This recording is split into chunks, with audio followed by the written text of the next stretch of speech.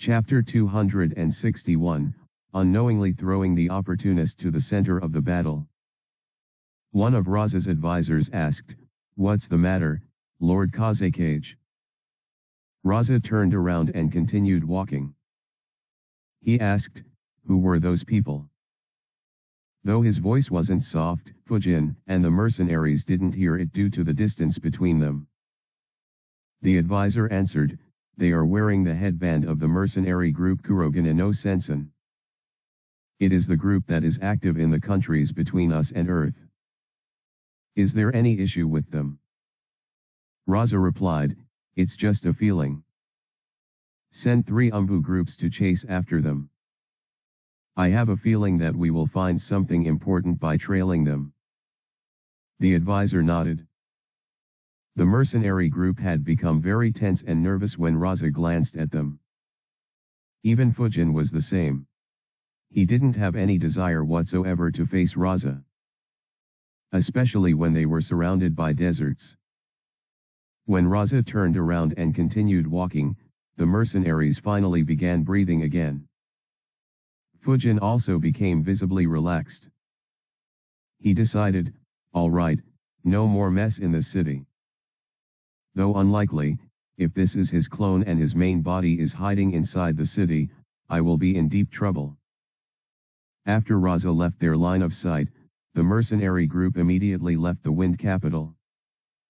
One of them carried Fujin on his back so that they would be able to move faster. For once, Fujin didn't object.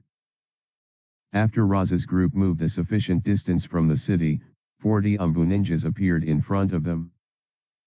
Raza immediately assigned tasks to them. 3 squads of Umbu chased after the Kurogane no Sensen mercenaries.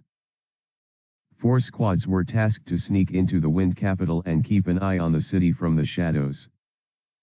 They would coordinate with Baki to catch all undercover enemy ninjas in the city. The last 3 squads would keep an eye on the surroundings of the Wind Capital and keep track of the people traveling in and out of the city. Raza and the advisors immediately began traveling back to Sunagakure. The mercenary group continued without knowing that they were being followed. Since Fujin couldn't activate his chakra field, even he was unaware. Fujin acted like he was helpless and obediently guided them towards the location. After traveling for nearly half a day, the group arrived at the spot where Fujin had killed their members.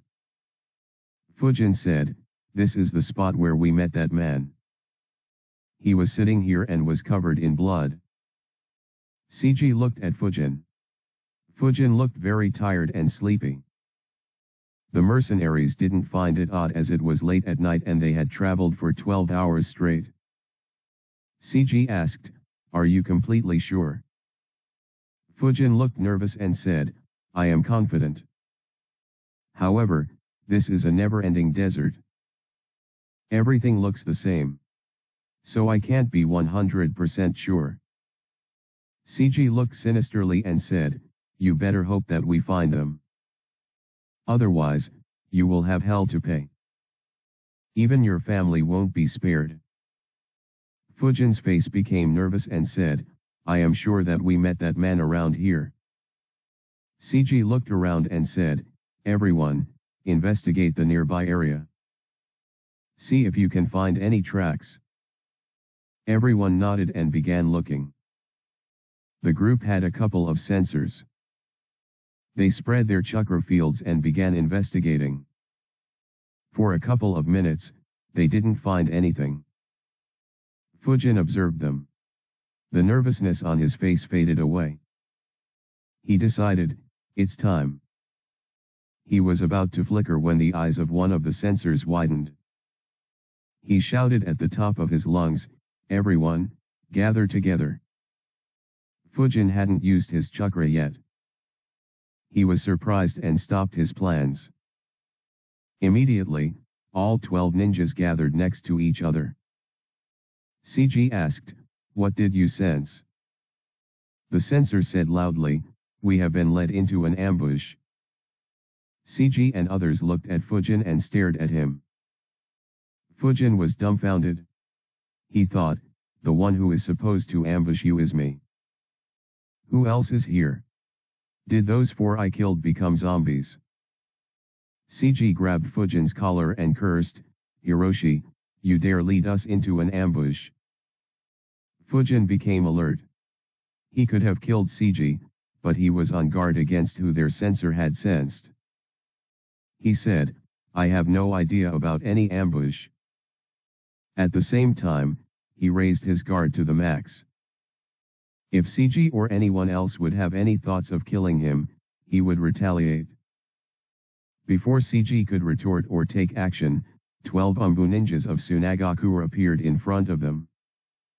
One of them said, I wonder what Kurogane no Sensen ninjas are searching for in the land of wind. He took a look at Fujin and added, that too with a civilian leading you. CG replied, our squad that was assigned to protect them went missing. We are investigating them. The Umbu ninja said, nice story. I will have to ask you to surrender without a struggle. Otherwise, it won't end well for you. A glint appeared in Fujin's eyes. He thought, good. These two can fight each other. No one will waste their time on a civilian. Once one of them wins, I will kill the survivors. However, suddenly his eyes widened. CG grabbed Fujin with more force and said, interrogate this civilian. You can verify our story from him. He lifted Fujin and threw him at the Suna Umbu ninjas. Fujin shouted in panic, wait, don't do this. Bastard, you promised my safety. However, he was still sent flying towards the Umbu. He cursed, shit, I wanted to take advantage of their fight and kill them all. But he pushed me to the center of it. The lead Umbu smirked behind his mask and grabbed a kunao. He swiped it at Fujin while keeping his eyes on the mercenaries and saying, do you think that you can get away by using a civilian as a distra? Suddenly, one of the Umbu ninjas shouted, be careful. Fujin was just 1 meter away from the Umbu who was swinging a kunao at him when he opened his mouth and exhaled extremely sharp winds on the unsuspecting Suna ninjas. The attention of the Suna ninjas was on the mercenaries. The attack caught them off guard. The lead Umbu ninja was hit head-on. The wind slashed through his neck and beheaded him. Both his detached head and body had several deep cuts from which blood sprayed out like fountains. 9 more ninjas suffered a similar fate. They fell with their eyes wide open, not expecting to die so suddenly on a simple mission. Only the Umbu who shouted and the Umbu next to him jumped backwards in time to dodge the attack. Fujin noticed them in the air and flickered, appearing behind them in the blink of an eye. Both grabbed their kunao and turned around to face him. The mercenary group was dumbfounded. They had examined Fujin before leaving and hadn't found anything suspicious about him. They saw Fujin open his mouth and shot multiple air bullets. The last 2 Suna Umbu had their bodies riddled with holes. Both fell down dead like the rest of their comrades. Having killed all the Suna ninjas, Fujin turned his gaze towards the mercenaries. In an instant, everyone grabbed their weapons and watched Fujin with grim expressions. The Suna group who they were afraid of was slaughtered with ease by the traitor they forcefully brought along with them. CG asked, who are you? And why did you hire one of our squads if you are so strong? CG obviously realized that the person in front of him was in disguise. However, he wasn't if he had disguised as Hiroshi all along or if he had replaced Hiroshi later. He decided to act oblivious to leave an escape for himself. Fujin realized it and thought, good attitude. Unfortunately, you shouldn't have taken the initiative to bring me out of the city. Without a word, Fujin disappeared. Their sensor immediately shouted, on our right. Everyone turned their heads, only to see a gigantic wind dragon heading towards them. They immediately dispersed. The dragon tackled the spot they were standing at and exploded, causing winds to spread through the area. The winds immediately sent the sand flying in the air. Not only did it lower the visibility in the area, the sand would enter the eyes of anyone who would keep them open. Unlike Fujin, who could sense, their group had just one sensor. Without the ability to see and knowing how strong and treacherous their enemy was immediately caused panic to spread. In the dust cover, Fujin flickered behind the mercenary who had shouted his position. The mercenary turned around and shouted, "He is here." He immediately jumped backwards while keeping a kunao in front of him defensively. However, Fujin just took a step forward and swung his sword at the mercenary. The mercenary tried defending, but the sword cut straight through his kunao and split him into two. Without the sensor, the remaining mercenaries were left blind in the desert. Fujin killed them all with extreme ease in just a couple of minutes. Chapter 262, Solving a Mystery. The winds died down and the sand settled back in the desert slowly. The blood was automatically buried under the sand. Fujin had already stored all 24 dead bodies in scrolls. He also collected the scroll containing the dead bodies of the 4 ninjas who were protecting Hiroshi's trading group. He analyzed, with 12 mercenaries and the same number of Suna Umbu missing, the deserts will soon become very chaotic. Returning to Wind Capital will be pointless and very risky. I should eliminate a few targets who are outside the city quickly and return to Konoha. Having made his decision, Fujin began moving towards his targets. 10 minutes after Fujin left, a squad of Tsunagakura ninjas arrived where the fighting had taken place. One of the Chunins said, "It doesn't look like anyone was here, Captain Yura." Yura frowned and said, "It looked like there was a huge battle here. It should have just ended. Inspect the area. We may find some clues." Since Yura was the team leader, everyone obediently followed his instructions. For half an hour, they didn't find anything. Suddenly, one of the ninjas shouted, "Everyone, come here." Immediately, everyone approached him. He had dug the sand a few meters and was standing in a hole. As soon as they reached him, everyone's face became solemn. The sand was dyed red in blood. And it wasn't just a little bit either. One of the ninjas commented, "So much blood-soaked sand. How many people were killed here?" The spot they were standing on was where Fujin had killed 10 of the 12 Umbu ninjas from Suna. Though he had collected their bodies, the blood had seeped into the desert. Fujin didn't bother getting rid of it as it would require a lot of effort and time without providing him with any benefits. Yura said, "It looks like someone killed a bunch of people here." They didn't bother cleaning up all the evidence thinking that no one would find it there. Unfortunately, they didn't think that we would sense their battle and come investigate so quickly. Unknown to the Suna ninjas, it was their good luck that the killer didn't waste time clearing all the evidence. Otherwise, they would have run into Fujin and joined their comrades on the trip to the afterlife. One of Yura's teammates countered, "But who would be so brazen in our country? I think it might be the work of someone from our village. That is why they weren't concerned about others finding out." Yura nodded and said, "Could be. Regardless, collect as much of this blood-soaked sand as you can. Others will keep scouting this area. If it was an intense battle, then everyone wouldn't die in the same place. We will carry the blood samples to Suna. If it was done by someone else, then it will help the village a lot." His team immediately got to work. They spent over half a day searching the entire area and managed to collect blood samples of all 24 ninjas who were killed. Of course, they didn't know that and kept searching for hours despite finding all the blood samples. Finally, at noon the next day, they stopped searching and continued their journey to Tsunagakura.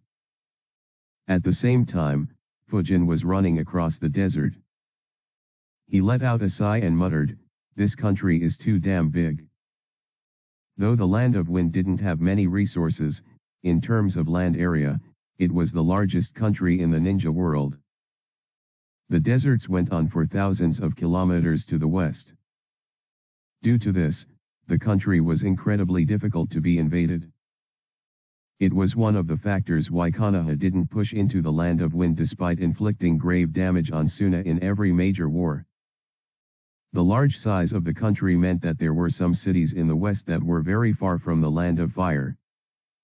Due to their geographical location, they had no choice but to be completely subservient to Tsunagakure. Konoha and the other villages had zero influence in this area. So Shikaku wanted to weaken Suna's influence by targeting cities and towns in this area. Yura's squad traveled a few hours through the desert towards Tsunagakure when they encountered another squad. Yura noticed them and immediately stopped and greeted respectfully, "Elder Manabu." Elder Manabu was in his 50s and a member of the Tsunagakure Council. He had an illustrious career and made many contributions during the Second and Third Great Ninja Wars. So Yura was very respectful. Manabu didn't bother making any small talk and asked, "Yura, you are coming from the Land of Bird, right? Did you see any Umbu or mercenaries on your way here?"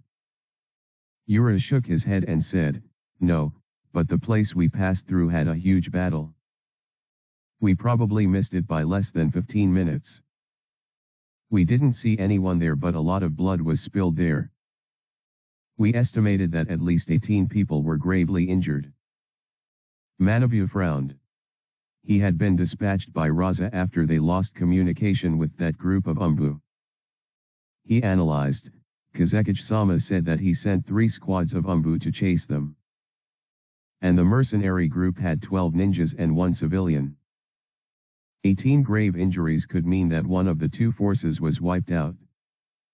Suddenly, he had a very bad feeling. He muttered to himself, "If our Umbu won, they would have returned or at least sent a message. Does that mean that they lost to merely mercenaries? But how could our Umbu lose to mercenaries? And how did they avoid Yura's group?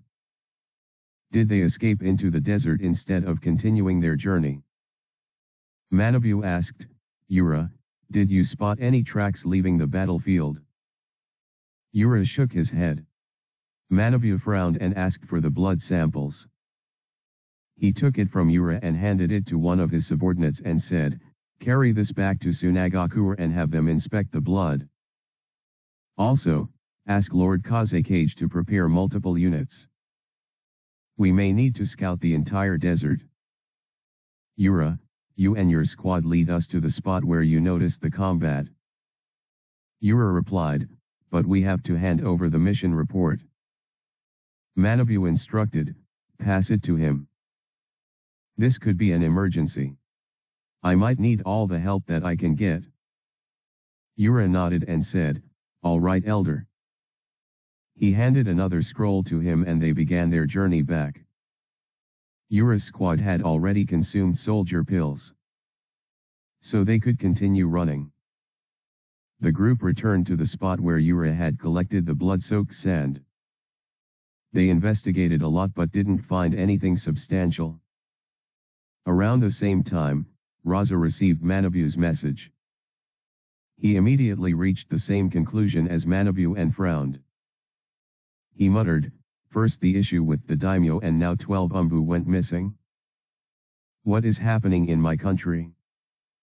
He immediately got to work and began arranging more squads to reinforce Manabu while analyzing, "Looks like my suspicion on the mercenary group was right. But, that group didn't look strong enough to take on my Umbu. Was someone hiding their strength? Or did I underestimate the goals of the group creating a mess in the Wind capital city?" Raza overcalculated as he didn't have a clue about Fujin. His Umbu died just because they were unlucky enough to encounter him. Since they had no success, Manabu's group began moving towards the Wind capital city to investigate the reason for the appearance of the mercenary group. At the same time, they wanted to investigate the civilian with them. After another half a day, they finally arrived in the Wind capital city. Manabu quickly moved towards the city gate where they were spotted and found Ryota.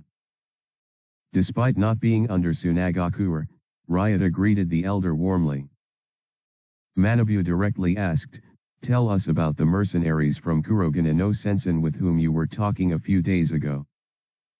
Ryota was surprised by the question. He said, "They came here over 2 days ago when the Kaze cage left the city. They were investigating their 4-man squad that went missing while escorting a traitor group. Their circumstances were quite weird as the traitor group made it to the city without any harm, but all the 4 ninjas were missing." Manabu frowned and said, "The traitor group is very suspicious." Ryota nodded and informed him about the remaining details. He ended by saying, the traitor Hiroshi was worried about their safety. So he volunteered to go with them to tell them where they saw the man. Ryota lied with a straight face. Instead of saying that he was forced, he said that Hiroshi volunteered. However, this lie helped Manabu as he became even more suspicious of Hiroshi. He said, "Give me the details of where Hiroshi stayed. Also, gather the remaining 11 traitors and have them meet me." Ryota was about to say no as Manabu had no right to order him around. However, Manabu added, "I have a suspicion that this group might have something to do with the recent murders in the city." Ryota became serious and immediately nodded. He asked his subordinates and informed them about the hotel where Hiroshi stayed. As for others, he would need some time. Manabu nodded and began moving towards the hotel. He muttered, 12 traitors, 12 assassins, 12 mercenaries. I think we are finally getting some clues. Chapter 263, Culprits Found. As they were walking, Yura asked, "Elder, what assassinations took place in the Wind capital city?" Yura and his groups weren't in the land of Wind when Fujin was creating a mess, so they were unaware. Manabu's subordinates filled them up. Yura and his subordinates began sweating, having realized how much trouble their village was in. After hearing the circumstances, they couldn't help but suspect that their own village was behind the assassinations. They understood how others would have felt. The group reached the hotel where Fujin had stayed and entered his room. The room was impeccably clean. They began investigating the room. After half an hour, every single one had an ugly face. One of Yura's subordinates said, "There is nothing here that could point us to him at all. It's as if no one has lived here for months." Another said, "But the hotel staff said that he lived here for over 7 weeks. A third ninja commented, "Maybe the hotel does such a good job cleaning that all evidence is wiped out." However, one of Manabu's subordinates shook his head and said, "No. No matter how well they clean, their scent gets left behind. But there is no scent in these rooms. This guy is not a civilian for sure. He should be a well-trained Umbu ninja from some country." Everyone agreed with his analysis. Yura added, "If he is, then the other traitors should be as well. And they didn't leave the city. We can catch them and clear our village's name." Manabu nodded and said, "Baki is leading our ninjas in the city. Let's meet up with him. He must have an appropriate plan for when we catch the culprits." Everyone nodded and left. When Baki received the news, he was elated. He had been under a lot of stress for the last few weeks. No matter how much he worked, he never found any clue. The entire job was a dead end. Since Manabu cracked the case, he immediately deployed his ninjas in the city to find the remaining 11 traitors. Unfortunately for Baki, even this clue was a dead end. They searched non-stop for 2 days. However, no matter how much they looked, they didn't even catch a whiff of those 11 traitors. It was as if they had long disappeared from the city. No one even remembered their faces. Only a few merchants who earned big profits from their trade recalled them. But they hadn't seen them again for almost 2 months. So their memories were useless for Suna ninjas. Beiki sighed and muttered, "I should have known that it wouldn't be this easy." Manabu nodded and said, "They probably changed their disguises after entering the city." He looked in the direction of the city gate and added, "Fortunately, we can soon be able to inspect every citizen in the city." Manabu's words confused the Suna ninjas other than Beiki. Beiki and Manabu moved towards the city walls and jumped on top of it. The other Suna ninjas followed them. As soon as they saw the sight outside, their eyes widened. Most were too stunned to speak. Finally, one muttered, "This is insane." Outside the walls were numerous figures running towards the city gates. A total of 334 ninjas were sent by Raza to keep the Wind City safe in accordance with his deal with the Wind Daimyo. Yura asked in surprise, "Did Lord Kazekage send these many ninjas to help us search the deserts?" Beiki replied, "No. They will be stationed in the Wind capital to prevent such incidents in the future. It was a deal between Lord Kazekage and the Daimyo to settle our differences." Seeing that these were their reinforcements, the Suna ninjas were elated. Excitement coursed through their bodies. With such numbers, finding spies would become extremely easy. Sunagakure ninjas received a warm welcome. Beiki immediately made arrangements for everyone. After settling them, Beiki immediately began acting on his plan. He cooperated with the city guards to get records of every citizen officially living in the city. He informed the ninjas of their task. He planned to inspect each and every person in the city. He wanted to find any person living in the city who was unregistered. That could help him find the 11 traitors who were under different disguises. At the same time, he planned to deploy sensors throughout the city. Those spies could disguise themselves as civilians. Completely hiding from sensors inside the city would be much more difficult.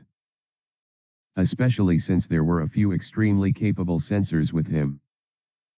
Unfortunately, before Beiki could begin his search, another Suna ninja arrived in the Wind capital and rushed straight to Beiki and handed him a scroll.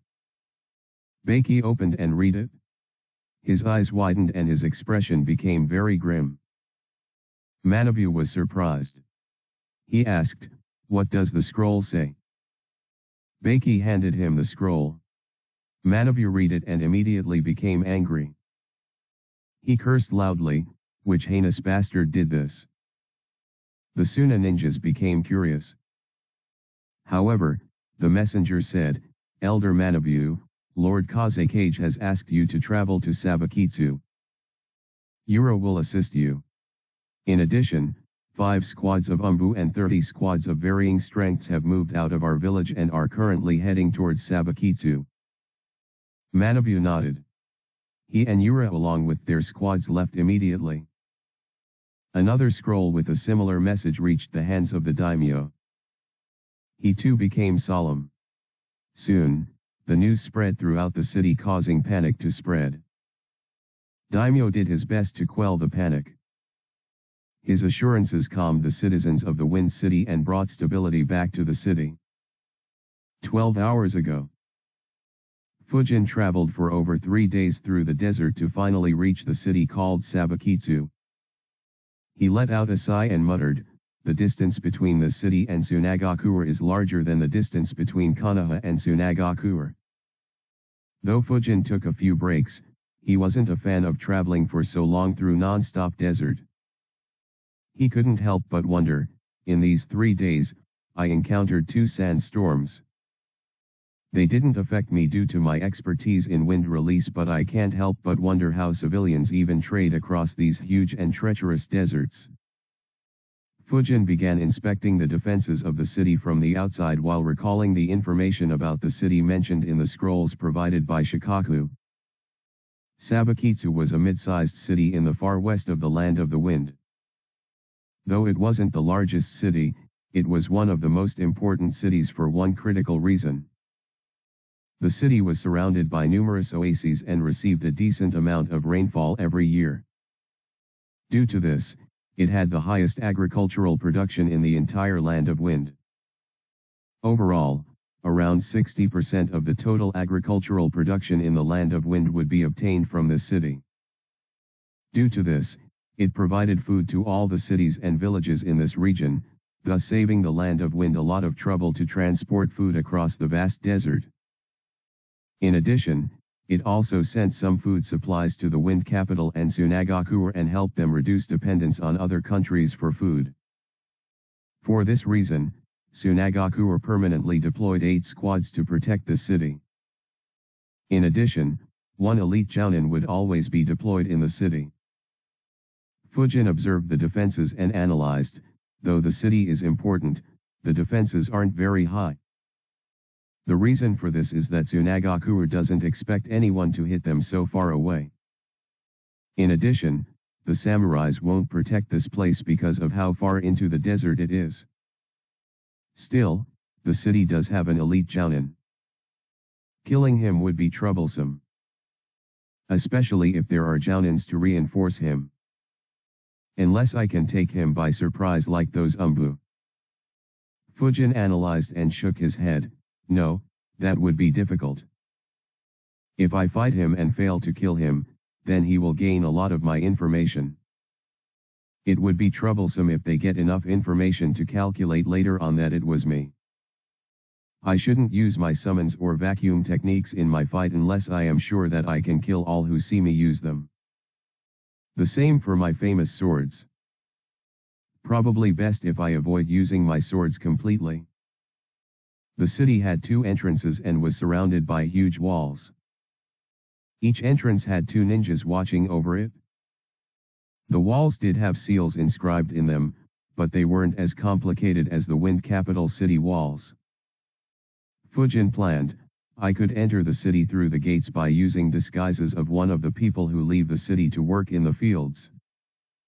However, if they follow a certain routine, then entering at odd times will raise suspicions.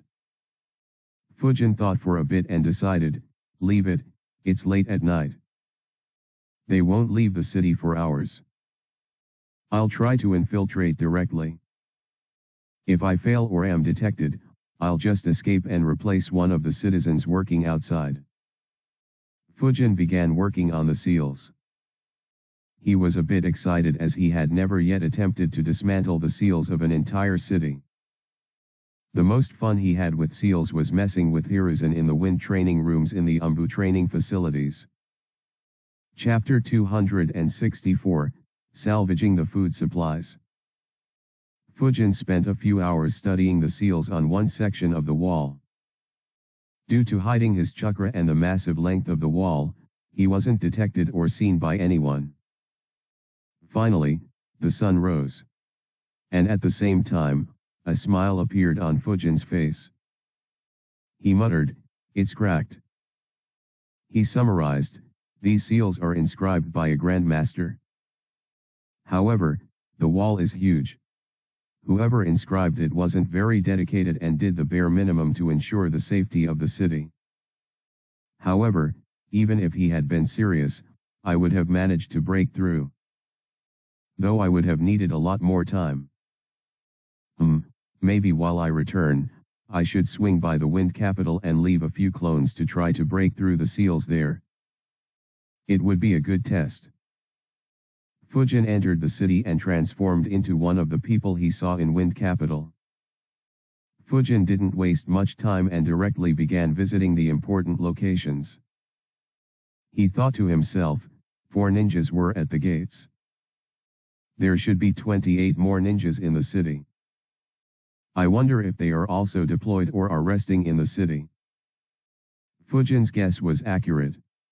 The ninjas in the city were divided into 3 groups. The first group of 12 ninjas were responsible for keeping an eye on the city gates in 8-hour shifts. The next group of 12 ninjas were also responsible for protecting two crucial locations. The last group of 8 ninjas and 1 elite jounin would stay on standby in case an emergency occurred. Of course, due to how peaceful the city was, every one of them had gotten complacent. Fujin walked towards his target. Soon, a huge fortified structure with sturdy walls that were designed to withstand not only the harsh desert conditions but also any attack by enemy ninjas became visible. This sturdy structure was one of the 2 provision depots in Sabakitsu. It stored a vast amount of harvested food grains and other food items that could be stored. These depots served as a lifeline for the entire western region of the country. Fujin didn't sense any chakra field active around him or the provision depot. So chakra gathered in his eyes and observed inside the depot. He observed, so this place has only 2 ninjas. I guess the other depot also has 2 ninjas overlooking them. But what exactly are these guys doing? I can feel that both of them are very tense. Fujin was curious, but he didn't care much. He decided, it doesn't matter. They are only chinins. His expression became serious as he observed the seals inscribed on the depot walls. He muttered to himself, the seals are much better than outside city walls. And I can't keep studying this one for hours. Looks like it's time for the dynamic entry. Chakra gathered around his fist. The people who were walking around him were surprised and immediately looked towards Fujin. They noticed that his right fist was glowing. One kid said, "Mom, look. His hand is glowing." Another kid asked, "How can I do that, Mom?" The people were just normal civilians. They hadn't seen ninjas in action. Suddenly, Fujin disappeared. Though the walls had very good protection, the same couldn't be said about the doors. Fujin punched the door and smashed it into pieces.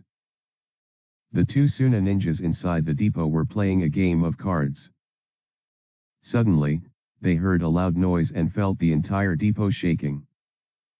The noise generated by the impact of the punch traveled hundreds of meters through the city. The people who were watching the glowing fist curiously became terrified. They immediately ran away. At the same time, the elite jounin and the other ninjas in the city became alert. 14 ninjas along with the elite jounin immediately began moving towards the depot. The 2 ninjas inside the depot got up and grabbed their kunao. However, Fujin flickered next to one of them. The ninja immediately swung his kunao at Fujin, however, Fujin was much faster. A punch landed on the ninja's face and blew him up. Fujin had enhanced the punch with chakra as well. Blood, flesh, bones and insides of the brain hit the face of the second ninja. His horror knew no bounds. 1 second he was playing a game of cards with his friend, and in the next second his friend's brain was blown up. Fortunately or unfortunately, his misery was short-lived. Fujin fired an air bullet through his throat and ended his life as well. Fujin immediately flickered towards where the grains and other food items were stored. It was easy to find. Fujin knocked the door down and immediately spat a fireball on it. The entire room was lit on fire. However, this wasn't the only grain storage in the depot. There were 7 other such rooms. Fujin immediately began lighting them on fire as well. The elite jounin appeared in front of the depot and was horrified to see smoke coming out of the depot. Fujin had set fire to 3 food storage facilities.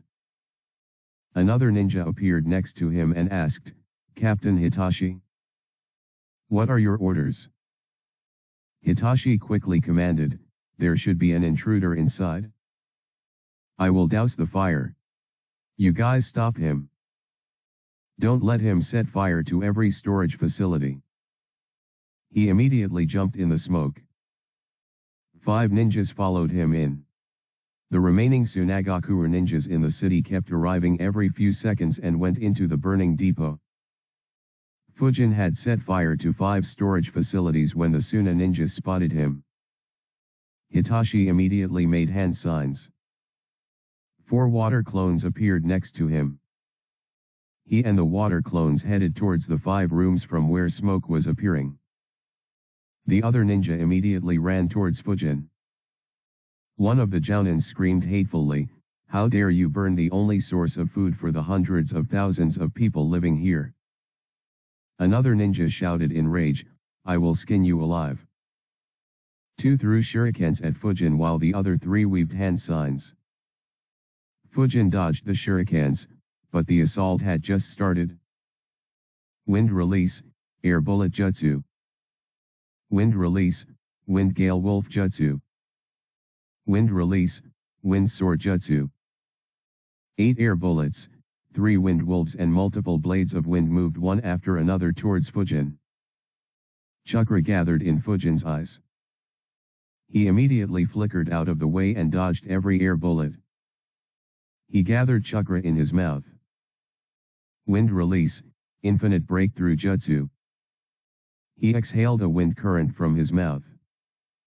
However, instead of the destructive attack, he exhaled an extremely gentle wind current. The blades of winds entered the wind current and were redirected. They moved towards the doors of the remaining storage facilities and cut through them. Seeing their attack destroy portions of their food supply made their hearts ache in pain. At the same time, their hatred towards Fujin increased even more. Lastly, the 3 wolves entered the wind flow. However, the wind flow was too strong for them to continue. One dispersed directly while the remaining 2 were sent crashing into the walls and finally dispersed. However, Fujin's position didn't improve much as 3 more Suna ninjas had arrived. Half of the 8 ninjas were Jounins. Fujin's odds kept getting worse. One of the Suna ninjas slammed his hands on the ground. Immediately the ground rose and interrupted the wind flow he had created. Immediately, the remaining 7 ninjas pounced on Fujin. Dozens of shurikens and multiple wind jutsus were launched at Fujin. Fujin dodged while counter-attacking, but the Suna ninjas kept attacking without caring about their chakra reserves. Fujin kept dodging as he sensed 4 more ninjas entering the depot. He frowned. Killing them in a short time isn't possible without using vacuum jutsus. I need a distraction. He waved a hand sign as he continued dodging the attacks. Fire release, fire dragon flame bullet jutsu. At the same time, one of the Suna Jounins too completed his hand signs. Wind release, wind dragon jutsu. 2 massive 30 meters long dragons appeared in the depot. However, seeing the fire dragon made the Suna ninjas very nervous. The wind dragon collided with the fire dragon who didn't make any move. The impact of the collision destroyed the fire dragon. The Suna ninjas were surprised at how quickly it was defeated. However, their eyes widened in horror as the winds generated by the wind dragon carried the flames everywhere inside the depot. The doors to the storage facilities that were destroyed earlier let all the fire enter inside. The last remaining food grains that were safe inside the depot began burning. The ninjas attacked while cursing Fujin with every foul word and curse they knew. However, Fujin kept dodging and counter-attacking without responding. At the same time, Hitachi and his clones doused the fire in all 5 rooms. However, their expressions weren't good. Hitachi muttered, "Even though I doused the fire, all the food items have gotten wet. I am not sure how long it will last." He and his clones left the rooms. Fujin noticed that the smoke coming from those 5 rooms had turned into water vapor. A smile appeared on Fujin's face as he decided, it's time. Chapter 265, Konoha's Scheme. A massive chakra appeared around Fujin. The sudden spike in chakra shocked the Suna ninjas. Without giving them any time, Fujin attacked. Wind Release, Infinite Breakthrough Jutsu. Unlike the previous version, this jutsu was as destructive as it could possibly be. The Suna ninja, who considered themselves unmatched in wind jutsus, were dumbfounded by the scale and destructiveness of this attack. The attack left giant scars on the sturdy walls of the provision depot. The Suna ninjas were blown apart as well. 2 ninjas had their throats sliced by the sharp winds. Another had his eyes pierced. One had his left arm sliced off. The winds also moved into the 8 storage facilities. Hitachi and his clones were caught off guard. All 4 water clones were dispelled, leaving just Hitachi in one of the rooms. He quickly weaved a hand seal. Water Release, Water Prison Jutsu. A sphere of water surrounded him and saved him from the impact of the winds. While the Suna ninjas were struggling, a shadow clone appeared next to Fujin. Fire Release, Searing Migraine Jutsu. He wasted no time in releasing a massive fire into the winds generated by Infinite Breakthrough. The fire began spreading instantly. The winds carried the fire to each and every corner of the depot. Hitachi watched in anger and helplessness as an even bigger fire entered his room. The 3 storage rooms that had just small fires were set ablaze. Every food grain was burned up. The 5 rooms where Hitachi and his clones had doused the fire were set ablaze once again with even more intensity. Worse, of the 14 Suna ninjas that were fighting Fujin, 12 were set on fire as well. Only 2 managed to use defensive jutsus in time. Fujin noticed the destruction and decided, that should be sufficient. He immediately flickered out of the depot. 2 Suna ninjas were rushing towards the depot when Fujin suddenly appeared in front of them. Both grabbed the weapons and asked, "Who are you?" Fujin looked at them without replying and began building up his chakra. The 2 Suna ninjas prepared themselves for a fight. However, Fujin suddenly disappeared. He used Wind Instantaneous Body Jutsu to flicker directly to the city walls and left the city. One of the ninjas shouted, "Where did he go?" He couldn't even follow Fujin's movement. He was about to look for Fujin when the ninja next to him shouted, "Leave him.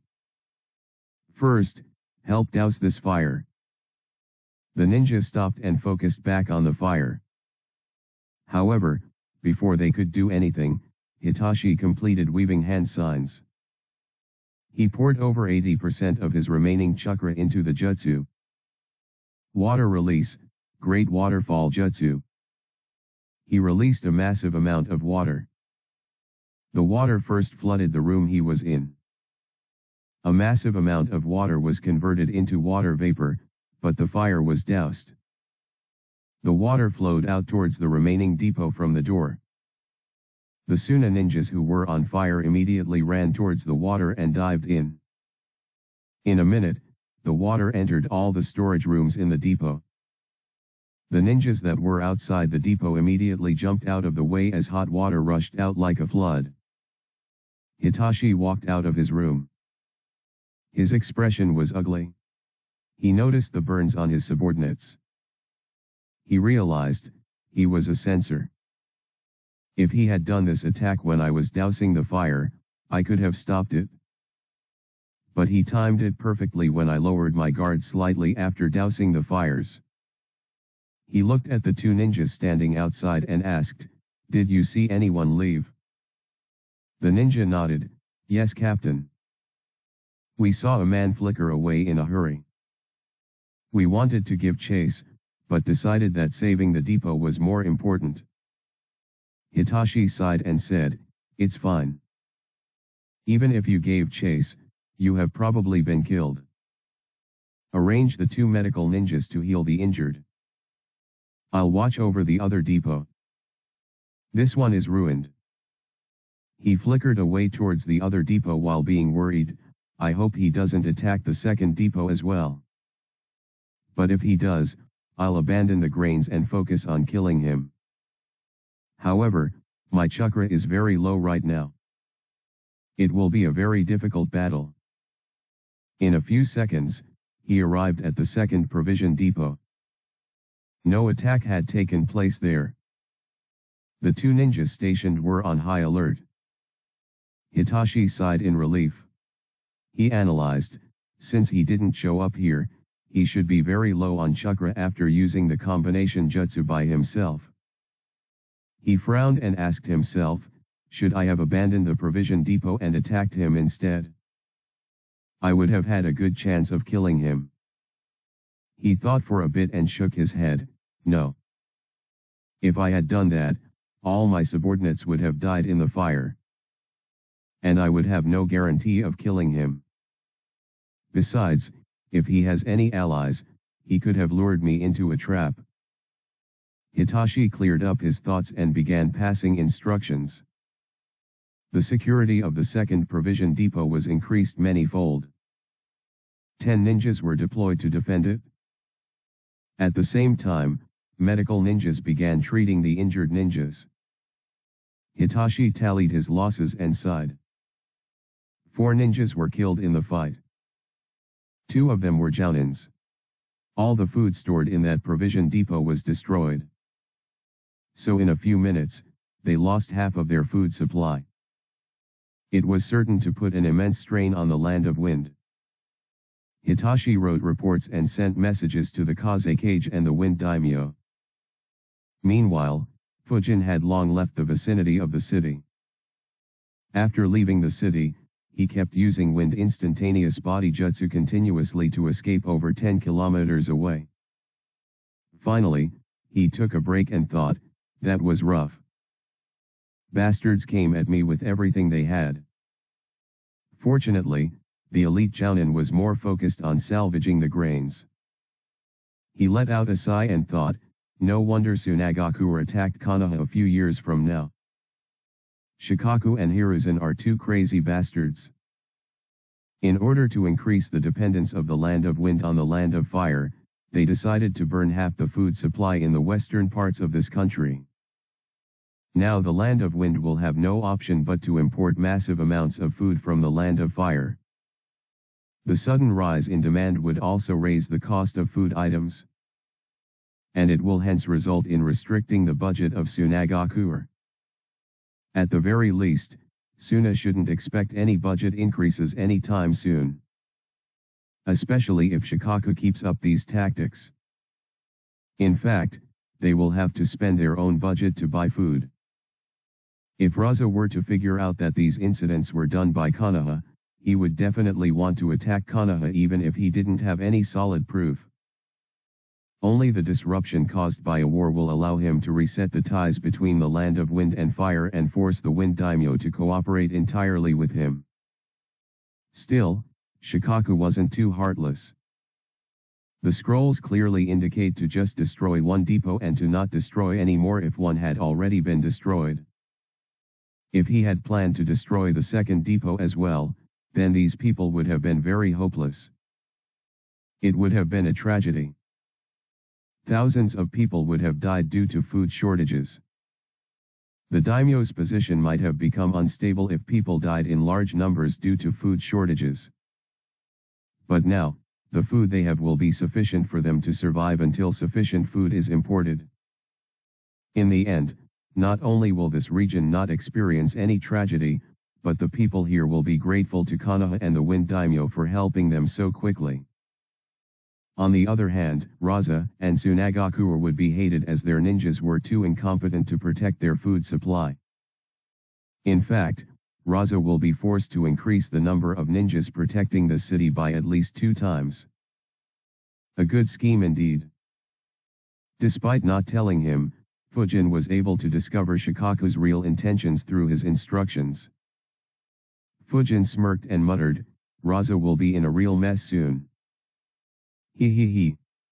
If I didn't have to maintain my disguise, I'd have loved to lure him here and fight a few rounds with him after securing my retreat. Though I won't stand a chance, the opportunities to fight against S-ranked ninjas are just too rare. As Fujin expected, Raza had a terrible headache. The bad news kept arriving one after another in his office. He had just sent a considerable force towards the west when 2 more reports arrived at his table. He read them both multiple times and his expression got uglier every time. The first report came from the hospital in Suna. The doctors had checked the blood samples Yura sent back and stated that it was blood samples of 24 different people. The second was sent by Baki. He informed Raza about Manabu's investigation and about Hiroshi and the 11 traders that came to Wind Calamity